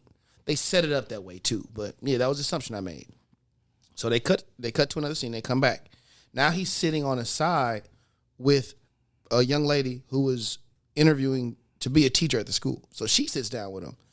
So she picks up the book and she engages him by reading the page. And he's listening. And then she goes, are you okay with reading the next page? He says, yeah. So he reads it flawlessly. Okay? Right. So she was like, she checked his comprehension. She was like, so what did the story say? So cliff notes of it, it was as simple as this. So Santa was the one that rolled the reindeers around and dropped all the gifts off at the houses. But back at the North Pole in the factory, Mrs. Claus was making sure that the elves did what they needed to do, this and the third. So she was the person that actually deserves the most credit. Okay. The kid responded to her question like, did you understand? He was like, yeah. It's basically Santa get all the credit, but Mrs. Claus the real MVP. Now, did he understand that, Timber? Facts. You know he did, because culturally you heard that reference somewhere. I know that reference comes from KD talking about his mom and how his mom deserves the credit. Now, if you're not familiar with Kevin Durant using that quote, or you're not familiar with familiar with that phrase being used in a certain culture, you would have assumed that the kid didn't know what the book said. Right. So now he's being graded differently. So when it comes to equity and us providing certain types of training, it's like we have to be able to speak the language of the children. Because even if he says that, right, like she the real MVP, could you explain that a little bit more?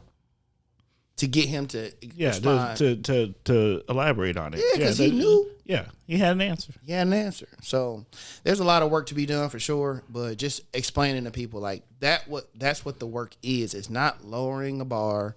It's not saying these students only have to make it this far. It's like, no, everybody's getting to this finish line, which is graduation.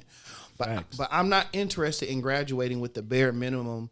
I want everybody to graduate with the option of going to UW-Madison, with the option of going to UW-Oshkosh, because sometimes some students just don't get the right type of guidance when it comes to post-secondary because somebody's looking at them a certain way. Somebody's already made assumptions about them, and they decided they're not worthy. Yeah. So facts. Yeah. So that's what I wanted to make sure I talked about today. Okay. You went hard. I ain't mad about it. Hey, is there any last things you want to say about this topic?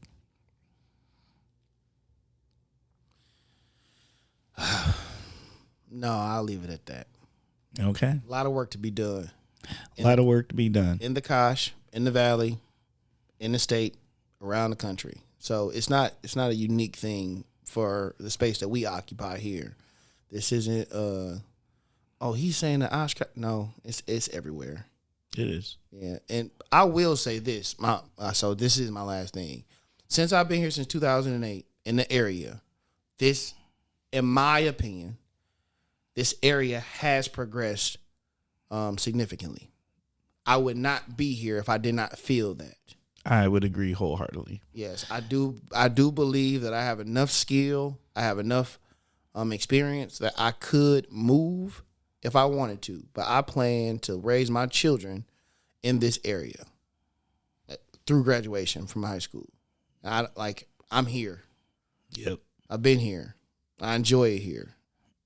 So. And I'm glad you're here, man. I appreciate you bringing me here.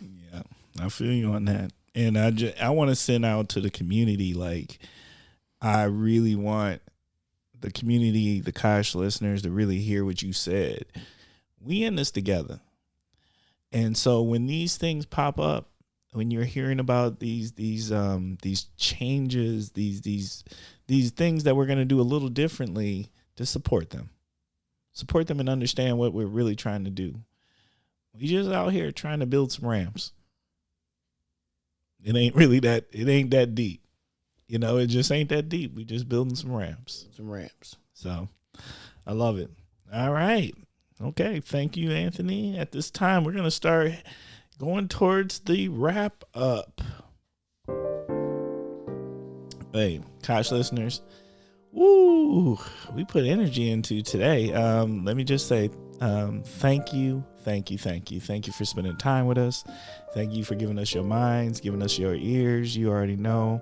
I appreciate y'all. I can't tell you all the amazing things that have happened from the people I get to meet through the Kosh and the conversations that it caused. And the other things that happen are the other people who participate, who are called Kosh alumni, who meet each other, or different people seek out their services or their expertise. Like, there's just amazing things happening here.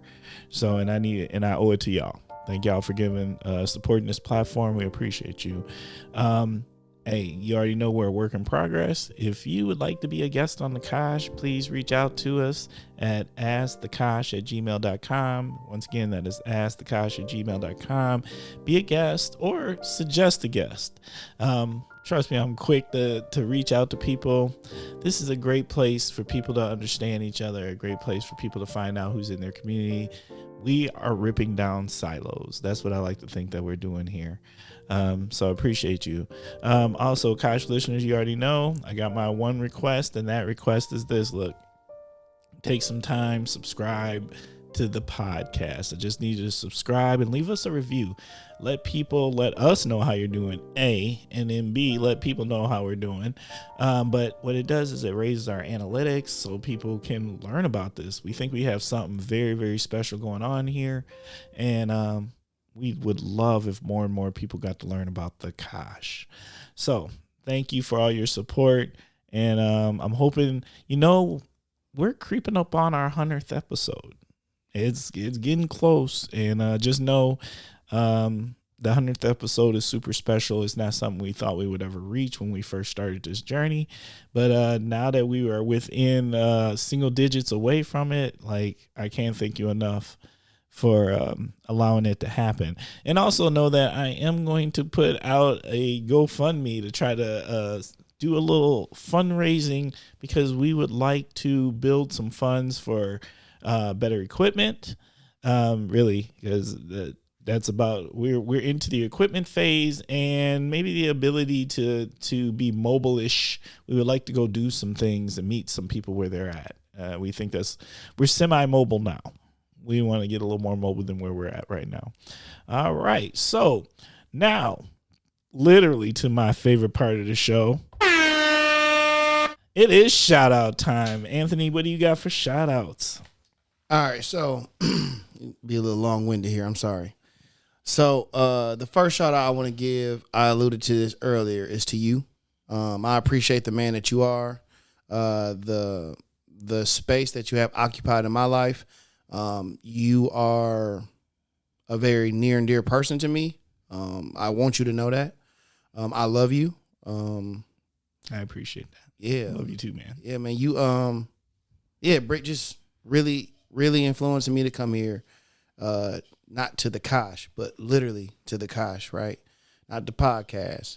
Although I do appreciate the opportunity to share my experience with the Kosh on this platform. So thank you. I want to shout out a gentleman over at UW Oshkosh, Byron Adams. I had an opportunity to talk to Byron recently to share this with him, but I do want to share this on a public platform. Oftentimes, I tell people that Byron saved my life. My junior year at UWO, I received a 0.8 grade point average. I did absolutely nothing in the classroom, and I got suspended. I received my academic suspension letter, and I called my grandma, and I was telling my grandma that I didn't know what to do, and I had made up a few things and reasons why I had failed those classes, and she was like, "Boy, you better shut up and figure it out." Right? Bruh. Yeah, so I end up connecting with Byron. I sat down with him, and he was like, "You got to tell the truth." I was like, "Well, I can't just make something up. I can't say like somebody died." He was like, "You got an obituary?" I was like, "No." I said something. I made up some other stuff. He was like, "No, you got to be honest." And this is in the academic appeal letter. So when I wrote that letter, Byron helped me out, and I was honest in the letter. I told the committee I had a girlfriend I was spending too much time with. I told the committee I was partying way too much. I was partying like Wednesday through Sunday. It was something crazy. And I had a job that I was working too many hours at so that I could fund the dates with the girlfriend, right? And I told the committee if they let me back into school that I will dump the girl, I'll quit the job, and I'll stop partying so much. They let me back in school. I dumped the girl, I quit that job, and I stopped partying so much. But without Byron's guidance and that connection that we had made, I have no idea the route my life would have taken. Because a lot of times we see the finished product, right? So I have a master's degree in education leadership with a certificate in post-secondary adult education. My bachelor's is in communication with the emphasis in speech and a minor in African American studies. But people don't know that I had that 0.8 in college. I got kicked out. Got close to getting, well, I did get kicked out, but they let me back in. Most people don't know that I got a 15 on my ACT.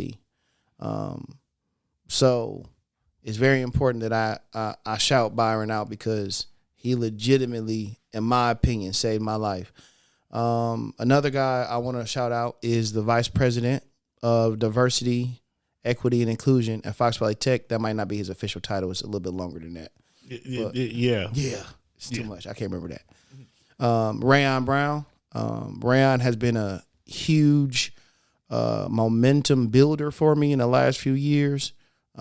He has helped me flourish into the young man that's sitting in his seat today. He provided a lot of support emotionally, professionally. So I want to make sure I shouted him out as well. And then I want to shout out my wife, who's a huge rock in my life. She makes my life that much easier. She allows me to be a provider the way I want to provide, the way she feels she sees fit. And I want to shout out Anthony Miller III, which is my son, and Aiden Miller, which is my youngest son, my 6-year-old and my 4-year-old. Love them little dudes. So, all right. I had to make sure I shout out the people I love, man. You got to. That's what you're supposed to do. That's the point of the shout out. The point of the shout out is truly, we all got people who are very important to us, and give them their flowers. Just give them their flowers. Yeah. We don't do that enough. All right. I'm going to do some shouting out here. My shout outs, it's usually community based because, I'm out here. And I want to give a shout out to Casa Hispana. I went to Latino Fest yesterday in Appleton. It was fire. Why was it so fire? I mean, because I ordered the good weather. I did not, but somebody should take credit for it. It was amazing weather, but there was just the music was flying. The people were happy. People were dancing. People had services there to speak to about things that they might need services for. The food trucks. Why I get this fire Puerto Rican food? I was geeked. Yeah. Why the band that they had, which was Pegasus, those young ladies, everything about the experience. I don't care who you was, 8 to 80. You may have gone there thinking you was going to go there for 30 minutes, but you ended up spending 3 hours there because it was just about that life. Yeah. And so I just want to make sure that Casa Hispana knows what your organization is doing, the new strategic plan you have, your board, the big shout out to the board, big shout out to Ernesto, who has been around forever as their executive director. Great guy. That man. You make it happen. You make it shake, Ernesto. We love you. We trust you.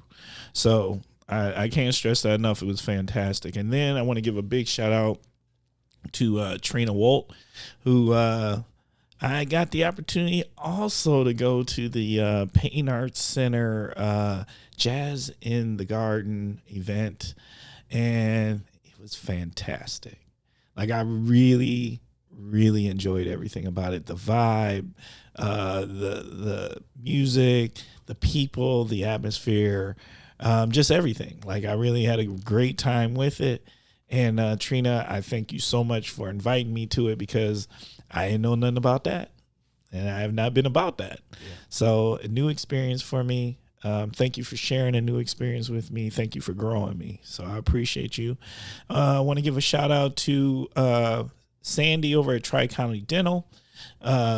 Again, Tri-County Dental. I went to an event. They were celebrating an anniversary. I want to say it was 25 years. It's either maybe 30.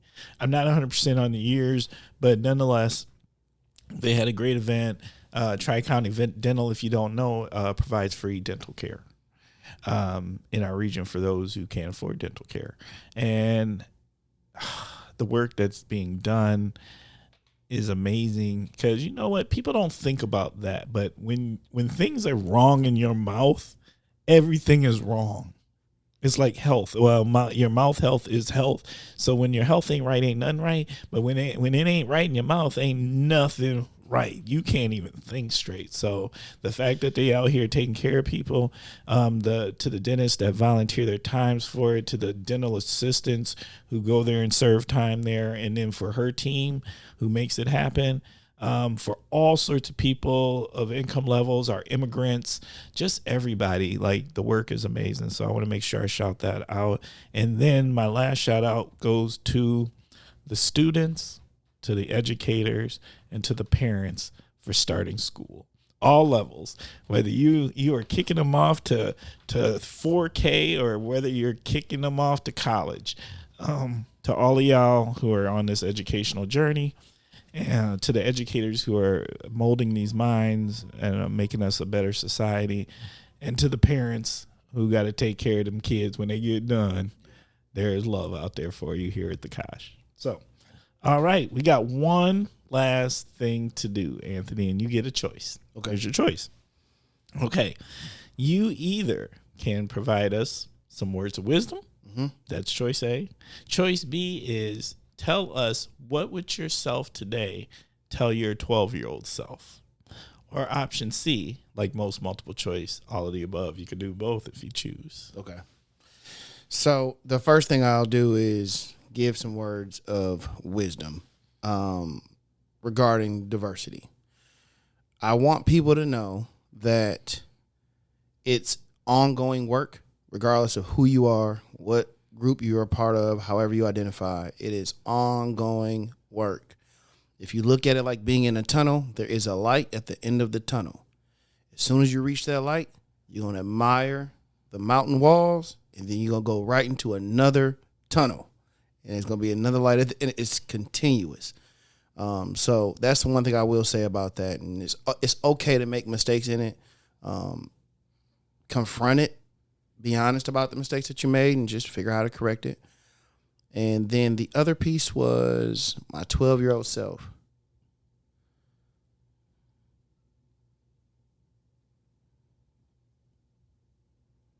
Believe in yourself like the people around you do. When I was 12 years old, I was having identity issues as far as what it meant to be a black boy, what it meant to be a man.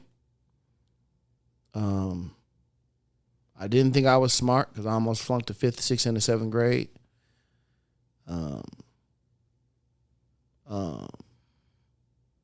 The relationship with your mom,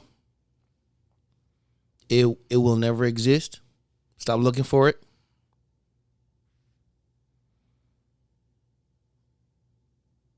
And just love the people a little bit more that are around you. Love on them and let them know. Facts. Got you. All Appreciate right. you, Timber. Appreciate you.